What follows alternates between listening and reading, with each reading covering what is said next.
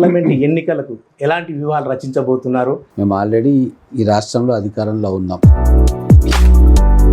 6 గ్యారెంటీల పైన ప్రజల నుంచి ఎలాంటి స్పందన ఉందని అనుకుంటున్నారు? మేము ప్రమాణ స్వీకారం చేసిన 48 గంటల్లోంచి మొదలు పెడితే పరిపాలన పరంగా కాకుండా లోతుపాటుగా చూపిస్తున్నారని కూడా కొంత ఆరోపణ ఉంది. దానిపైన ఏమంటారు? వాళ్ళు అవినీతి చేసి ప్రజాధనం లూటీ చేసిండ్రు, వాళ్ళకి శిక్ష పడుతుంది. 100 రోజుల పరిపాలన పైన ప్రజలు ఏమనుకుంటున్నారు అనుకుంటున్నారు? భయరహిత వాతావరణంలో ప్రజల జీవనం కొనసాగిస్తాం. ప్రస్తుత మాజీ మంత్రి మహబూబ్నగర్ నియోజకవర్గంలో అనేక అభివృద్ధి కార్యక్రమాలు చేశానని చెప్పేసి అన్నారు. అంటే అలాంటి ఏం అభివృద్ధి కార్యక్రమాలు చేసలేరంటారా? అవి చేయలేదు కాబట్టి ఈరోజు ప్రజలు నిజమైన అభివృద్ధిని కోరుకుంటున్నారు. గతంలో కొన్ని అభివృద్ధి కార్యక్రమాలు చేసినవి, ఓపెనింగ్లు చేసినవి ఉన్నాయి. అలాంటివి ఇప్పుడు అవి కంటిన్యూషన్ అవుతాయా, ఆగిపోతాయా, ఎట్లా ఉండబోతుంది సార్ అది నియోజకవర్గం? ప్రజలకు ఉపయోగపడే ఏ పని కూడా ఆగదు. అయితే గతంలో జరిగిన అవినీతి ఆరోపణలే అంటున్నారు కదా సార్, వాటి మీద విచారణ, ఎంక్వైరీ ఏమైనా జరగబోతుందంటారా సార్ ముందు ముందు? ఈ ఒక్క మంత్రే కాదు, మొత్తం ప్రభుత్వం మీద కూడా.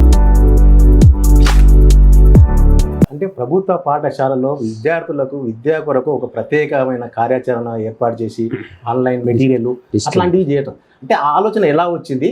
దానివల్ల మీకు ఎలాంటి రెస్పాన్స్? చాలా అద్భుతమైన రెస్పాన్స్. జితేందర్ రెడ్డి గారు కాంగ్రెస్ పార్టీలో చేరారు, అంటే ఏ విధంగా తీసుకోవాలి? అక్కడ అవమాన పాలయ్యిండేమో. 7వ గ్యారెంటీ పూర్తయింది అనుకుంటుంటారా సార్? వ్యాపారస్తులు స్వేచ్ఛగా వ్యాపారం చేసుకుంటున్నారు. ప్రత్యర్థి పార్టీలో ఉన్నా కూడా ఎన్నికల ముందు ఎవరైతే పని చేసినారో వాళ్ళని విస్మరిస్తున్నారు అనుకుంటా కొంత ఆరోపణలు వస్తున్నాయి. గతంలో ఉన్న కొంతమంది నాయకులు ఇప్పుడు వస్తున్న వేల మంది నాయకులను చూసి కొద్దిగా అభద్రతా భావం లోన్ కావడం సహజం. సెకండ్ స్థాయి లీడర్లు ఒక 4-5 కూడా సెటిల్మెంట్లు చేస్తున్నారని కొంత ఆరోపణలు ఉన్నాయి. రోజు 500-600 మంది క్యాంప్ ఆఫీస్కి వస్తారు సమస్యల మీద. ఒక వ్యక్తిగా నేను అందరినీ కూడా ట్యాకిల్ చేయలేను. 1-2 గ్యారెంటీలు మాత్రమే పూర్తి స్థాయిలో అమలు అయ్యాయి, మిగతాయి అమలు కాలేదు కొంతమంది అంటున్నారు. అనేది బీఆర్ఎస్లో కేటీఆర్ అన్నాడు, హరీష్ రావు అంటున్నాడు తప్ప ఇంకెవ్వరు కాదు. ఇక్కడ ఉన్న ఇరిగేషన్ పరంగా చూస్తే కూడా, అంటే సాగునీటి కొరకు, విద్యా వైద్యం కొరకు ఇలాంటి ప్రణాళికలు రచించారు. ఎలాంటి చేయబోతున్నారు సార్?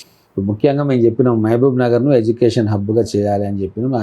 ఆ దిశలో మా ప్రయత్నాలు సాగుతూ ఉన్నాయి.